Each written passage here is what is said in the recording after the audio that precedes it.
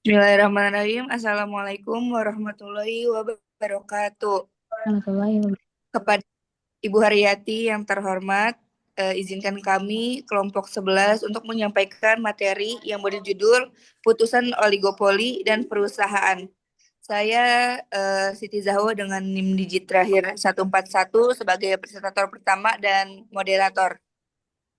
Perkenalkan, saya Jung Putri Karendra dengan 3 digit NIM terakhir 142, presenter kedua. Perkenalkan, nama saya Muhammad Aditya Putra dengan NIM 140 sebagai presentator ketiga. Next.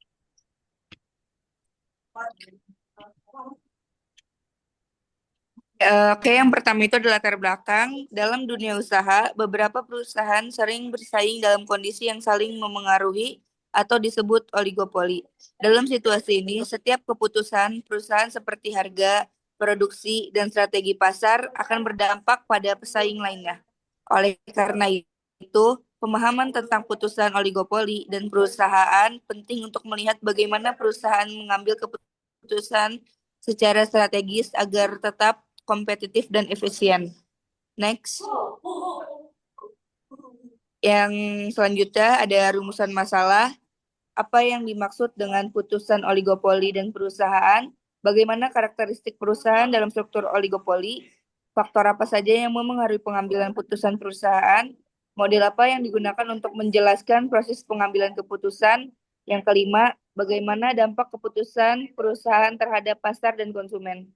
Next. Tujuan pembahasan. Yang pertama, menjelaskan pengertian putusan.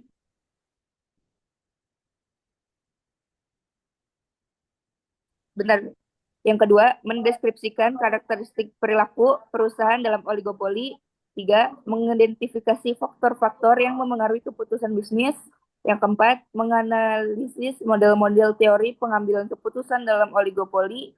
Dan terakhir, menilai dampak keputusan perusahaan terhadap struktur pasar dan kesejahteraan. Next. Next itu ada pengertian putusan oligopoli dan perusahaan. Putusan oligopoli adalah keputusan strategis yang diambil dengan jumlah pesaing yang terbatas. Perusahaan dalam oligopoli tidak dapat bertindak bebas dalam menentukan harga atau produksi karena setiap tindakan akan menimbulkan reaksi dari pesaing. Oleh karena itu, keputusan perusahaan harus mempertimbangkan interaksi dan perilaku kompetitor secara mendalam. Oke, selanjutnya akan dibahas oleh presentator kedua. Baik, terima kasih moderator. Selanjutnya ada ciri dan karakteristik perusahaan oligopoli. Yang pertama ada jumlah perusahaan sedikit dan memiliki kekuatan pasar yang besar. Yang kedua ada produk yang diferensiasi. Yang ketiga ada terdapat saling ketergantungan antar perusahaan. Yang keempat ada keputusan harga dan produksi dipengaruhi oleh strategi pesaing. Next. Selanjutnya ada faktor-faktor yang mempengaruhi putusan perusahaan. Yang pertama ada kondisi permintaan pasar dan elastisitas harga. Yang kedua ada struktur biaya dan efisiensi produk. Yang ketiga ada reaksi dan strategi pesaing. Yang keempat ada kebijakan pemerintah dan regulasi industri. Yang kelima ada tujuan perusahaan, baik jangka pendek maupun jangka panjang. Dan yang terakhir ada perkembangan teknologi dan inovasi produk. Next. Selanjutnya ada jenis putusan perusahaan. Perusahaan dalam oligopoli harus mengambil berbagai jenis keputusan.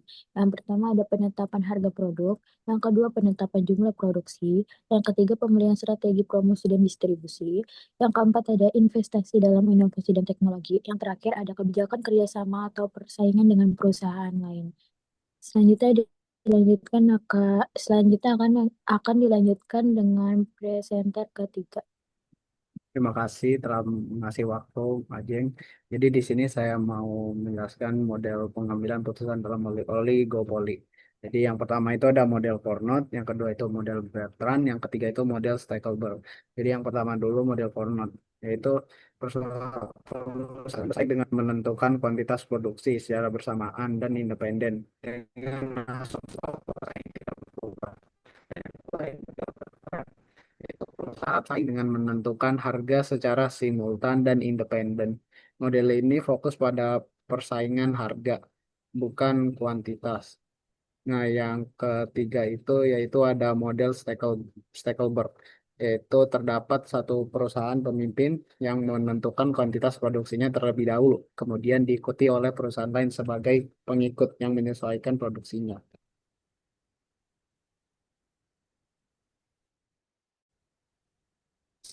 Strategi dan dampak keputusan perusahaan. Strategi yang sering digunakan perusahaan dalam oligopoli meliputi kolusi, kepemimpinan harga, dan inovasi produk. Keputusan yang diambil dapat berdampak pada efisiensi pasar, tingkat persaingan, serta kesejahteraan konsumen. Keputusan yang terlalu agresif dapat memicu perang harga, sedangkan keputusan yang kooperatif dapat menciptakan stabilitas ekonomi. Jadi ada contoh kasus di Indonesia, dalam perekonomian Indonesia, praktik oligopoli dapat ditemukan pada beberapa sektor industri besar. Misalnya dalam industri telekomunikasi, perusahaan seperti Telkomsel, Indosat, dan XL Axiata sering menyesuaikan kebijakan harga dan promosi berdasarkan langkah pesaing. Untuk menurunkan tarif layanan data biasanya di perusahaan lainnya. Selain itu, pada industri semen, perusahaan seperti Semen Indonesia, Chin, dan Indosemen juga saling memperhatikan kapasitas produksi dan permintaan pasar sebelum mengambil keputusan ekspansi. Contoh-contoh ini menunjukkan bahwa dalam struktur oligopoli, setiap keputusan perusahaan tidak dapat dilepaskan dari tindakan pesaingnya. Saya kasih kembali kepada moderator. Yang terakhir kesimpulan.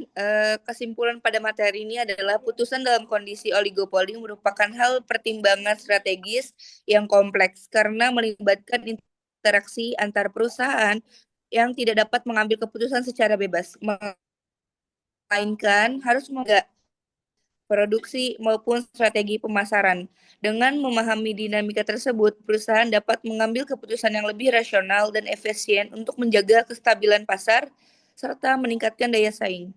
Oleh karena itu, pemahaman tentang putusan oligopoli dan perusahaan sangat penting dalam menciptakan persaingan usaha yang sangat berkelanjutan. Oke, mungkin itu saja yang dapat kami sampaikan pada materi kali ini. Kurang lebihnya mohon dimaafkan. Wabillahi taufik wal hidayah. Wassalamualaikum warahmatullahi wabarakatuh.